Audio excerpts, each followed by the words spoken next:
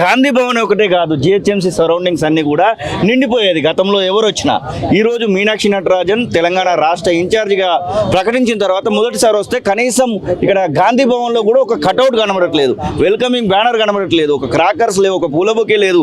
మీరు కూడా ఉత్త చేతులతోనే వస్తూ ఉన్నారు. అసలు ఈ యొక్క సంస్కృతిని ఎట్లా చూడొచ్చు అంటారు? ఫిరోజ్ ఖాన్ ఎప్పుడు ఇట్లనే వస్తాడు.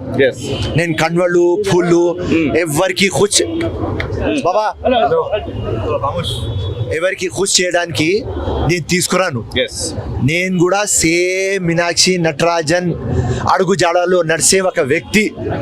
సో జబర్దస్త్ ఉన్నది. ఎందుకు రా నీకు కటౌట్లు అంత 20 ఫీట్లు 50 ఫీట్లు కటౌట్లు పెడితే నువ్వు అంత పెద్ద లీడర్? సారీ. సో ఆ సిద్ధాంతం నటరాజన్ నో అంటుంది. జబర్దస్త్ చేస్తున్నారు. ప్రజలు పనులు చేయాలి, ప్రజల మనసులో ఉండాలి. అదే నటరాజన్ గారు. ఎమ్మెల్సీ ఇప్పుడు త్వరలో రాబోతా ఉన్నాయి, ఎమ్మెల్యే కోట ఎమ్మెల్సీ. మీ పేరు కూడా ప్రస్తావనకు వచ్చినట్టుగా వార్తలు అయితే వస్తూ ఉన్నాయి. జిహెచ్ఎంసీలో పార్టీ బలోపేతం కోసం ప్రయత్నాలు జరుగుతూ ఉన్నాయి. మైనారిటీ క్యాండిడేట్ను కూడా ఒకరిని తీసుకోవాలంటే ఫిరోజ్ ఖానే సూటబుల్ అనేటువంటి మాటలు వినబడతా ఉన్నాయి. మీకేమో ఇన్ఫర్మేషన్ ఉంది, మీరేమన్నా అలాంటి లాభం ఏమైనా చేయబోతా ఉన్నారా? 24 అవర్స్ పని చేస్తాం, జీవితం ప్రజలకి అంకితం చేసినాం, కమిట్మెంట్తో ఉన్నాం, కాన్ఫిడెంట్ కూడా ఉన్నాం.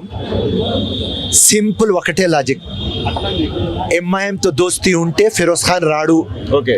ఎంఐఎంతో దోస్తీ ఉండకపోతే ఫిరోజ్ ఖాన్ వచ్చేస్తాడు. స్టోరీ అంతే సింపుల్ లాజిక్. ఎంఐఎం పార్టీతో దోస్తీ చేస్తే అసదుద్దీన్ ఫిరోజ్ ఖాన్ రావద్దు అంటాడు. ఓవర్. వాళ్ళ అన్ని లంగ పనులకు ఆన్సర్ ఇచ్చేది ఒకటే వ్యక్తి తెలంగాణలో, ఫిరోజ్ ఖాన్. ఇప్పుడు వాళ్ళు కాంగ్రెస్ పార్టీతో దోస్తీ పెట్టుకుంటే ఫిరోజ్ ఖాన్ రాడు, వాళ్ళు దోస్తీ పెట్టకపోతే ఫిరోజ్ ఖాన్ వచ్చేస్తాడు. ఫిరోజ్ ఖాన్ కావాలనుకున్నప్పుడు ఎంఐఎంతో దోస్తీ పెట్టకుండా ఉండొచ్చేమో కదా కాంగ్రెస్ పార్టీనే. ఆ ముఖ్యమంత్రికి అడగండి, నాకు వద్దు. ఇది ఫిరోజ్ ఖాన్ చెప్తున్నమాట. మొత్తానికి ఒక గాంధీ మార్గంలో నడిచేటువంటి వ్యక్తి తెలంగాణ రాష్ట్రానికి ఇన్ఛార్జిగా వచ్చారనేటువంటి ఆశాభావాన్ని అయితే వారు వ్యక్తం చేస్తున్న పరిస్థితి. కెమెరా పర్సన్ నవీన్తో కలిసి శ్రీనివాస్, కాలోజీ టీవీ, గాంధీ భవన్, హైదరాబాద్.